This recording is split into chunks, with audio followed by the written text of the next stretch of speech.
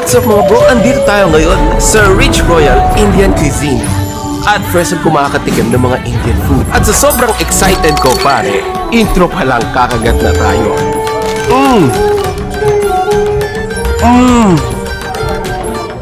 Sarap!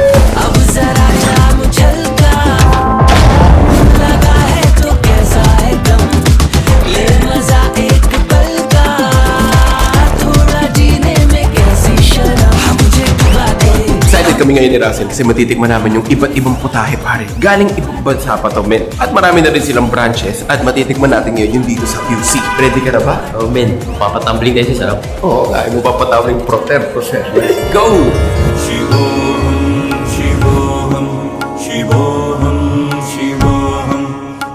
So mga bro, yung vibes dito ay nasa lounge ka. Dito pare lahat ng lamesa, comfortable couch ang upuan. Para yung food, amoy pa lang, pare nakakabusog na. Paano pa pag natikman pa namin?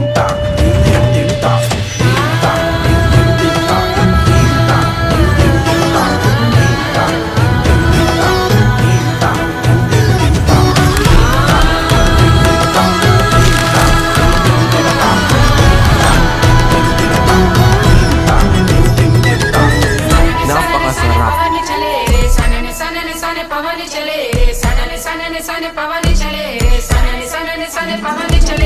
Yan, tikman natin ito, ano? Pare, alam kong unethical pare kasi nagkabay na ako. Ang sarap talaga, men.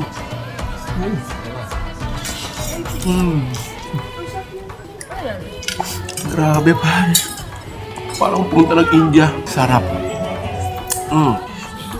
Grabe, nakaka-mouth water yung ano. Yung paggagat mo, ilaway mo, naipon agad eh. Cheese to, pare. I love it. I love this place, pare. I love this place.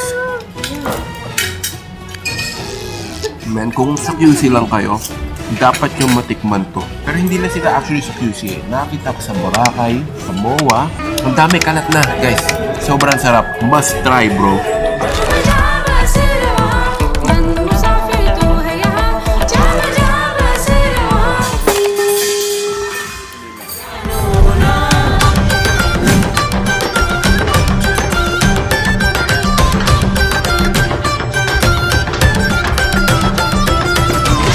Tayo ngayon sa Hacienda Isabela dito sa may Indang, Cavite dahil soft opening nitong Constant Garden Cafe.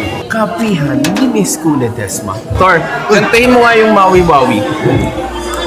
Happy Mami Wawi Wawi. Pala yun. Sorry. Ano yun? The Maui Maui. The Maui Maui. Ang galing mo talaga. Manang-mana ka sa akin. Ang galing na-apply mo yung mga tinuro ko.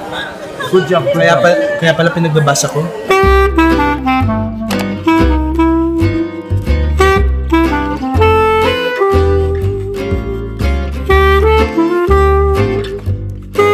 We want people to hear our stories. You know, it's an open mic. God is in control. If it brings us closer to God as a nation, praise Him. Yes! Next time, hindi na libre. Libre nyo na yung mga kaibigan nyo.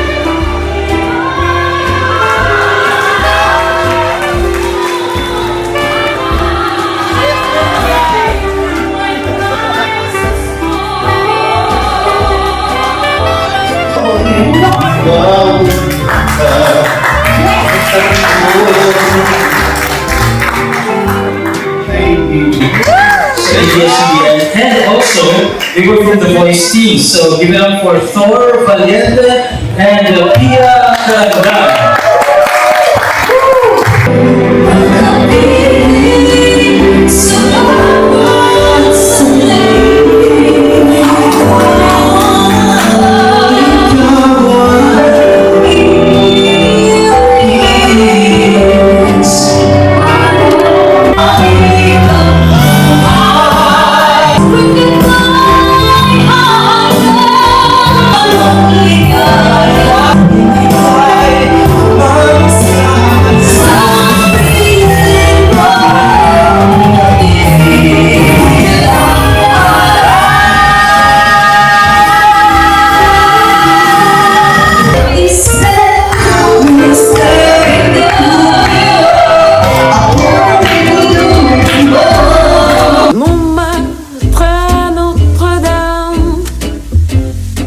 monde entier sommeille. Un premier rayon de soleil illumine.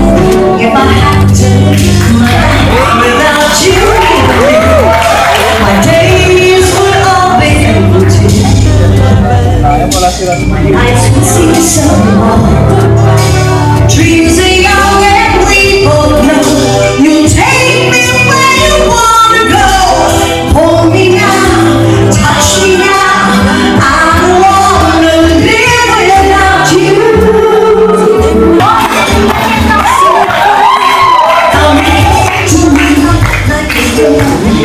For God so loved the world, He is the way. You put me there, and not just there, 'cause I don't know. I don't know what to say. Yeah. Lord, help me today. Yeah. Lord, guide me. Rock and roll. For the comments. We really appreciate it that you came, and we need those comments because we want to give you the best when you come. Palakpakan natin ang ating Panginoon. So, yung mga hindi pa nakakaintindi ng being born again, just a little explanation. Being born again is not a religion. It is a personal relationship with Jesus Christ. From Brusco House naging Brusco Mansion, nabili namin lahat ng dream sports car namin. Dahil kay Lord, within 1 year, ang layo na narating. Kaya tulog yung dito ka, magsimala na kita. So mga bro, andito tayo ngayon sa Kawit, Cavite. Nintay ko lang sila niya matapos mag-gym kasi nag-gym sila dito ngayon. Habang tayo mag-e-edit at bago yun, pucha si Russell, may pahabol pang pa-birthday sa atin bro. Bago binila niya pala ako nito. Dapat yung birthday ko pa, kaso nga lang, yung mga nangyaring hindi inaasahan. Kaya ngayon lang nabigay sa akin ni Jelay. Si Jelay pa nga nagbigay. Maraming salamat Russell. Pucha, kahit lagi kitang kasama, di mo ako nakalimutan. First time ako binigyan ni Russell ng gift sa birthday ko. Si Russell naman first time ko din nabigyan ng gift netong taon na to. Thank you dito. Gaging sarap ng kape dito. Pucha, new favorite. Ito nga pala. Kasama namin si Fuji. Don't tell mommy kasi si Mia laging hat lang kay Fuji gusto mga gusto niya kainin eh. Napakalupit Russell, thank you. Actually, ito yung pinaka-less accessories pero pinakamagandang figure para sa akin. Tignan mo naman. Bro, putsang ganda ng kulay. Kakulay niya si War Machine tapos may favorite color ko pa, yellow. Eh no, nabubuksan pa yung sa likod niyo. Kaya na-appreciate ko bawat figure. Kaya thank you Russell ng sobra. Dagdag sa collection ko to.